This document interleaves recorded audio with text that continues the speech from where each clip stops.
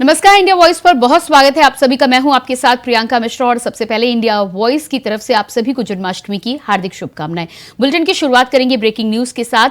श्री कृष्ण जन्माष्टमी के पर्व पर सीएम योगी ने दी बधाई, प्रदेशवासियों श्रद्धालुओं को दी बधाई।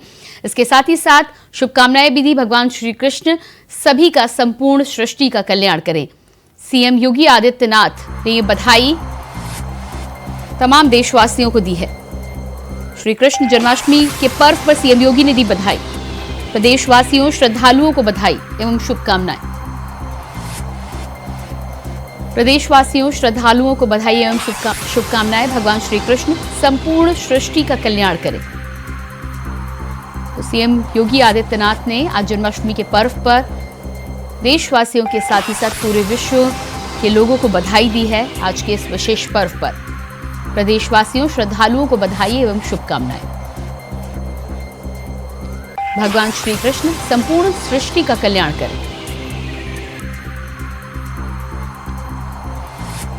श्री कृष्ण जन्माष्टमी के पर्व पर सीएम योगी ने दी बधाई। प्रदेशवासियों श्रद्धालुओं को बधाई एवं शुभकामनाएं। सीएम योगी आदित्यनाथ के द्वारा ये बधाई संदेश राज्य की जनता के नाम दिया गया है। भगवान श्री कृष्ण संपूर्ण सृष्टि का कल्याण करें। आपको बता दें, आज जगह जगह जन्माष्टमी के पर्व को लेकर तैयारियां जोरों शोरों पर है। मंदिरों में आज के दिन जन्माष्टमी के पर्व का उत्सव मनाया जाएगा और साथ ही साथ भगवान का जन्म आज के दिन मंदिरों में होगा। श्री कृष्ण जन्माष्टमी के पर्व पर सीएम योगी ने दी बधाई। ये आप संदेश देख पा रहे हैं अपने हैंडल से। सीएम योगी आदित्यनाथ ने ये संदेश प्रदेशवासियों के नाम साझा किया है। श्री कृष्ण जन्माष्टमी के पर्व पर प्रदेशवासियों श्रद्धालुओं को बधाई एवं शुभकामनाएं दी हैं।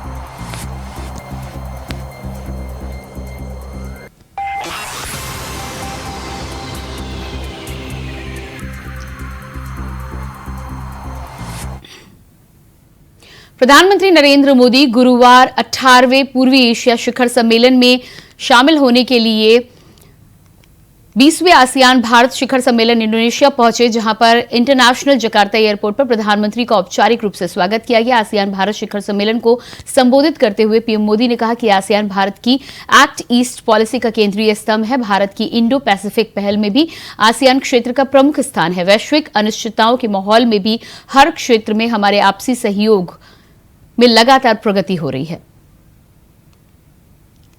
योर मैजेस्टी, एक्सेलेंसीज, हमारी हिस्ट्री और ज्योग्राफी भारत और आसियान को जोड़ते हैं। साथ ही साझा वैल्यूज, क्षेत्रीय एकता, शांति, समृद्धि और मल्टीपोलर वर्ल्ड में साझा विश्वास भी हमें आपस में जोड़ता है। आसियान भारत की एक्ट ईस्ट पॉलिसी का केंद्रीय स्तंभ है। भारत आसियान सेंट्रलिटी और इंडो पैसिफिक पर आसियान के आउटलुक का पूर्ण समर्थन करता है। पिछले वर्ष हमने भारत आसियान फ्रेंडशिप ईयर मनाया और आपसी संबंधों को एक कॉम्प्रिहेंसिव स्ट्रेटेजिक पार्टनरशिप का रूप दिया। योर मैजेस्टी, एक्सेलेंसीज, आज वैश्विक अनिश्चितताओं के माहौल में भी हर क्षेत्र में हमारे आपसी सहयोग में लगातार प्रगति हो रही है। इस वर्ष की आसियान समिट की थीम है ASEAN matters, epicentrum of growth.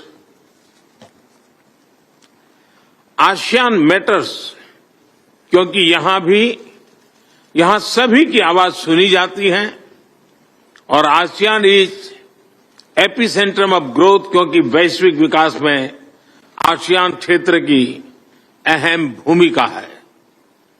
वसुधैव कुटुंबकम, one earth, one family, one future की यही भावना भारत की G20 अध्यक्षता की भी थीम है। हिस्ट्री और ज्योग्राफी भारत और आसियान को जोड़ते हैं, साथ ही साझा वैल्यूज, क्षेत्रीय एकता, शांति, समृद्धि और मल्टीपोलर वर्ल्ड में साझा विश्वास भी हमें आपस में जोड़ता है।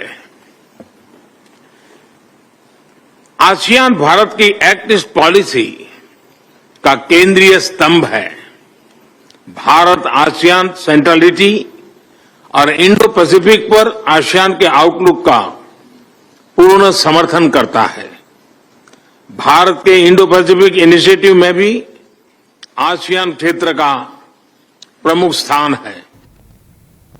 भारत के मुख्य चुनाव आयुक्त राजीव कुमार चुनावी राज्य भोपाल के दौरे पर हैं। यहां पर उन्होंने गुरुवार को प्रेस कॉन्फ्रेंस की। प्रेस कॉन्फ्रेंस के समय चुनाव पहले कराने के संकेत भी दे दिए। साथ ही साथ राजीव कुमार ने कहा कि संविधान में लिखित कानून के मुताबिक हमारा काम समय से पहले चुनाव कराना है। भारत के मुख्य चुनाव आयुक्त राजीव कुमार ने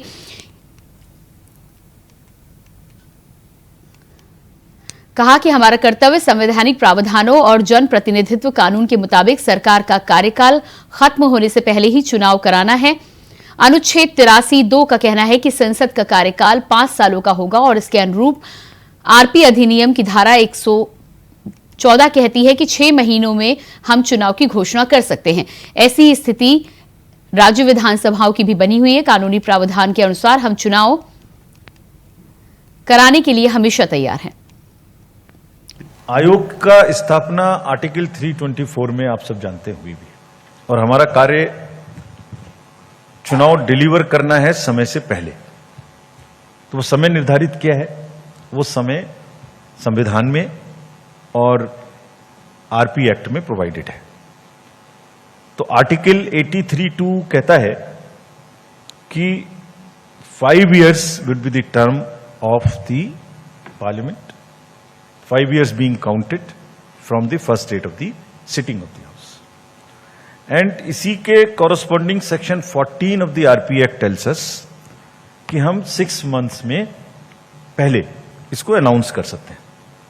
So a combination of section 14 along with article 1882 read with article 324 mandates us to deliver election as provided in the constitution and the RP Act. Similar situation, mirror situation exists for the state assemblies. तो जो भी मतलब वो section 15 and section 172(1) is exactly same for the state assemblies. जो भी 5 साल का समय है उसके 6 महीने के पहले हम अनाउंस कर सकते हैं। तो जैसे आपका समय मैंने बताया कि खत्म होने वाला है, उसके लिए हम 6 महीने पहले यहाँ आपके सामने है। तो जो कानूनी प्रक्रिया है, जो कॉन्स्टिट्यूशन में प्रोवाइडेड है, जो आरपी एक्ट में प्रोवाइडेड है, जो एक्सटेंट लीगल प्रोविजन है, उसके अनुसार हम हमेशा इलेक्शन कराने के लिए हमारी मैंडेट है और हम तैयार हैं। सोनिया गांधी ने चिट्ठी लिखकर पीएम मोदी को कहा है कि 9 मुद्दों पर चर्चा करें, फेहरिस्त भेज दी है। साथ ही साथ संसदीय कार्य मंत्री ने यह भी कहा है कि राष्ट्रपति ने सदैव बुलाया है, जब सदन को बुलाया जाता है तो मुद्दे सत्र बुलाने से पहले तैयार रहते हैं। सत्र पर सस्पेंस क्यों?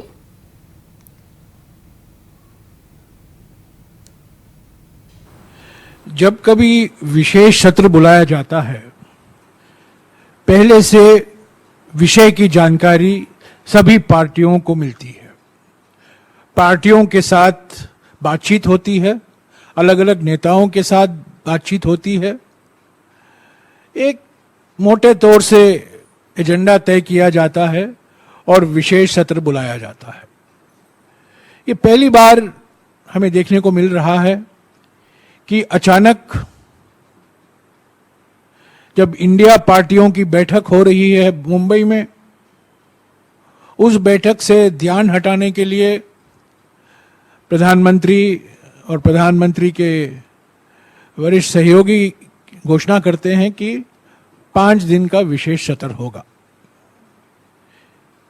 क्या विषय इस सत्र में लिए जाएंगे, उसकी जानकारी हमारे पास नहीं है। आज ताज्जुब की बात यह है कि 18 तारीख से संसद का एक विशेष सत्र का घोषणा हुआ है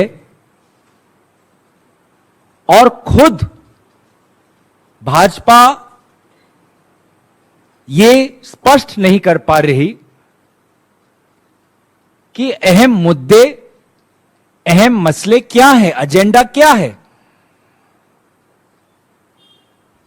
आज सदन देश का है, सरकार की एक जवाबदेही बनती है देश के प्रति, सरकार को पारदर्शी होना चाहिए देश के प्रति। तो ना ये सरकार पारदर्शी है, ना ये सरकार जिम्मेवार है। आज देश अंधेरे में है। जो कुछ भी सुनने में आ रहा है, मीडिया के द्वारा सुनने में आ रहा है। संसद के सत्रों को बुलाने की विरोध पक्ष मांग करता रहा है हमेशा कि सदन में चर्चा होनी चाहिए। अगर वो चर्चा के दिन बढ़ाने की बात करती तो अच्छा रहता। मैं भी बहुत 3 दशक से पहले सदन में आया हूं, मैंने बहुत सदन देखे हैं। विरोध हमेशा चर्चा हो इसलिए दिन बढ़ाए जाएं ऐसी मांग करता था। लेकिन सत्ता पक्ष अगर सत्र बुला रहा है और विरोध उस पर सवाल उठा रहा है, लोकतंत्र में इससे ज्यादा और हास्यास्पद नहीं हो सकता। मुझे लगता है कि हम कल्पनाओं के आधार पर न रहें। कैबिनेट के फैसले देश के हित में होते हैं, चर्चाएं देश के हित में होती हैं। has written a letter regarding the calling of the session from 18th September to 22nd September, and she is trying to make politics regarding the calling of the session, actually which should not have been. And there is no question of any politics here. And in the temple of democracy, nobody should, especially the Congress party, which calls itself as the grand old party of the country and which has ruled the country for more than 16 years, more than 60 years, they should not try to politicize this issue.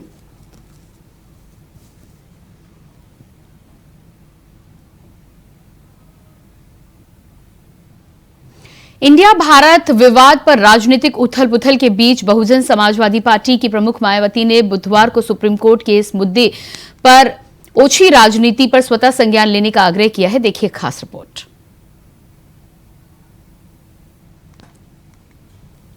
Bharat की सियासी लड़ाई में Baspa supremo Mayawati भी कूद पड़ी हैं। बकायदा मायावती ने इस बहाने ये साबित करने की पूरी कोशिश में दिखी कि वो भी इस विवाद से कोसों दूर है।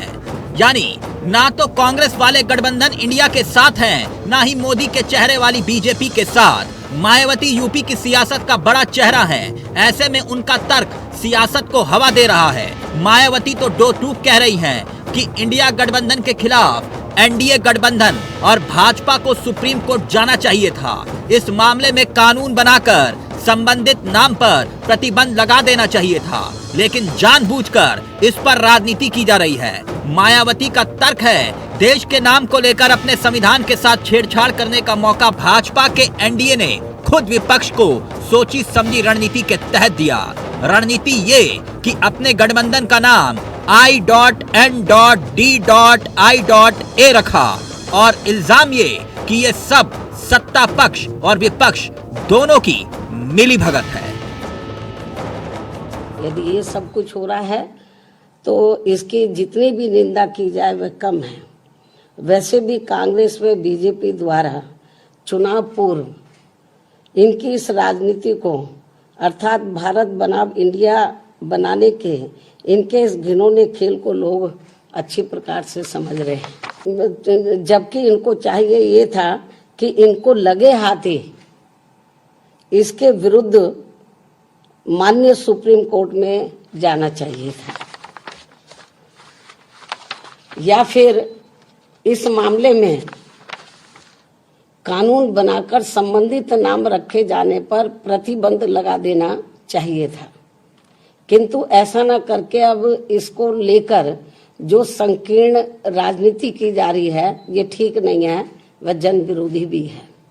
इसलिए ऐसी स्थिति में हमारी पार्टी ये चाहेगी कि अब माननीय सुप्रीम कोर्ट को खुद इसका संज्ञान लेकर यहाँ ऐसे सभी संगठनों, पार्टियों व गठबंधनों आदि पर तुरंत रोक लगाना चाहिए। बल्कि विपक्ष व अब सत्ता पक्ष द्वारा भी अपने देश के नाम पर की जा रही इस स्वार्थी व संकीर्ण राजनीति से फिर अपने संविधान के साथ आए दिन छेड़छाड़ करने का किसी को भी खुला मौका मिल जाए।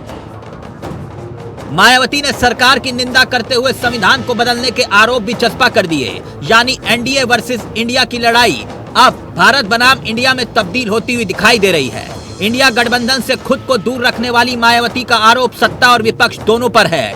मगर ऐसा नहीं है कि यूपी की सियासत यहीं थम रही है। दरअसल राम मंदिर आंदोलन से सत्ता की सीढ़ियां चढ़ने वाली भाजपा सांस्कृतिक राष्ट्रवाद को अपना सबसे कारगर हथियार बना रही है और राजनीति में बीजेपी को जो मुकाम हासिल हुआ उसके पीछे राम मंदिर आंदोलन का महत्वपूर्ण योगदान रहा। यही वजह है कि हिंदुत्व, हिंदुस्तान बीजेपी की सियासत के केंद्र बिंदु हैं। तभी तो सीएम योगी 24 से पहले एक बार फिर से राम मंदिर के मुद्दे के सहारे अधिकांश सारे मुद्दों को गौण करने की कवायद शुरू कर चुके हैं। तभी तो सीएम योगी ने घोसी के चुनाव को खत्म होने के ठीक बाद दिल्ली कूच किया। प्रधानमंत्री को अयोध्या में श्री राम जन्मभूमि पर बन रहे भव्य राम मंदिर में रामलला के प्राण प्रतिष्ठा समारोह के लिए आमंत्रित किया। आपको बता दें, राम मंदिर में रामलला की प्राण प्रतिष्ठा 15 से 24 जनवरी 2024 के बीच प्रस्तावित है। ऐसे में बीजेपी की सियासत के लिहाज से ये एक बहुत बड़ा संदेश लेकर भी आएगा। वैसे तो घोसी के नतीजे के बाद भी यूपी की सियासत की फिजाएं बदलना तय है, क्योंकि इस चुनाव के नतीजों के बाद सपा हो, बीजेपी हो या फिर मायावती की बीएसपी, तीनों के लिए ये नतीजे 24 के लिहाज से बड़ा पैगाम लेकर आएंगे। Bureau report, India voice, Lucknow.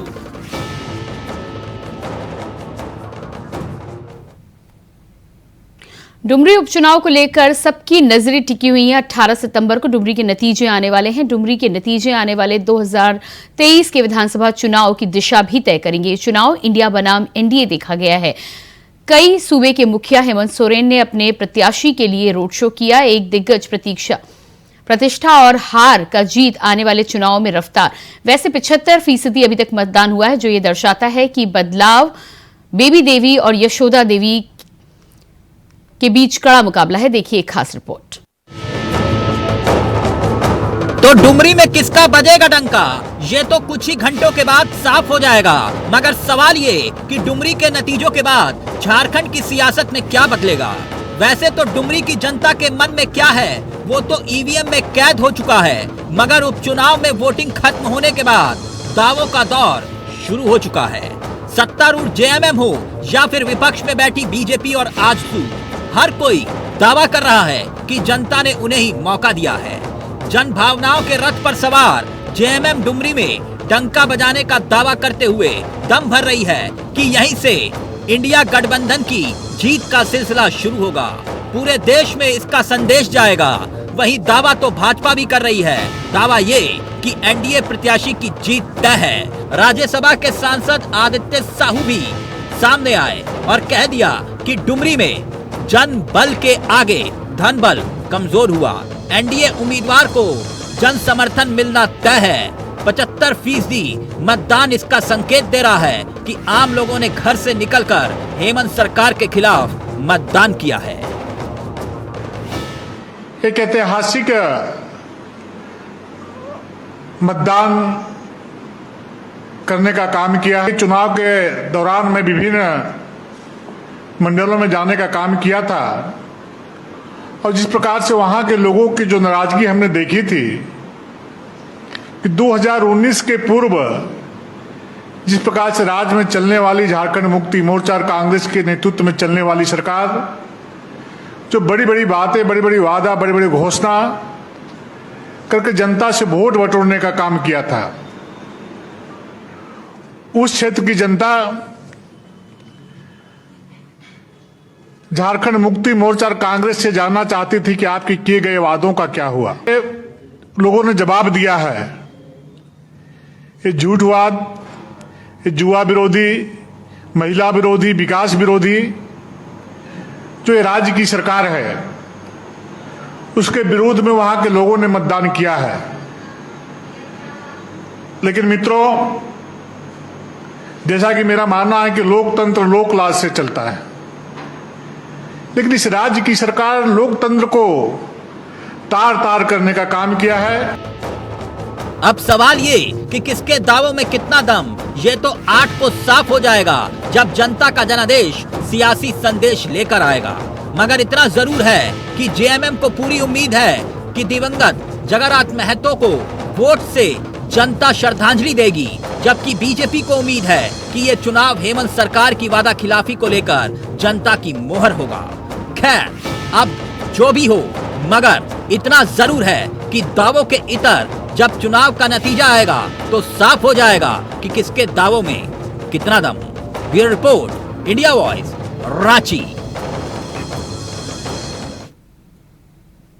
पहाड़ों पर अवैध अतिक्रमण को लेकर हुई कार्रवाई अब मानसून सत्र में सियासी मुद्दा बन चुका है। इस कार्रवाई पर जहां विपक्षी दल सड़क को लेकर सदन तक हंगामा कर रहे हैं, तो वहीं दूसरी तरफ सत्ता पक्ष जनता को भरोसा दे रही है कि उन्हें कुछ नहीं होने दिया जाएगा। देखिए खास रिपोर्ट। उत्तराखंड में इन दिनों पहाड़ों पर बुलडोजर गरजते हुए नजर आ रहे हैं।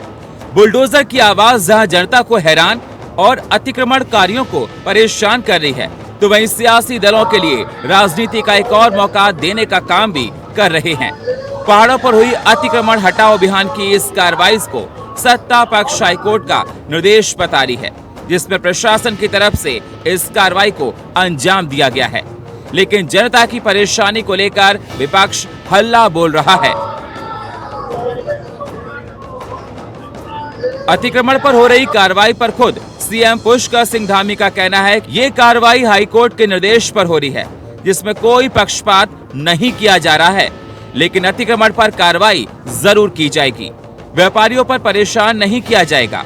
वहीं दूसरी तरफ इस कार्रवाई पर कांग्रेस सरकार पर दोहरी नीति का आरोप लगा रही है।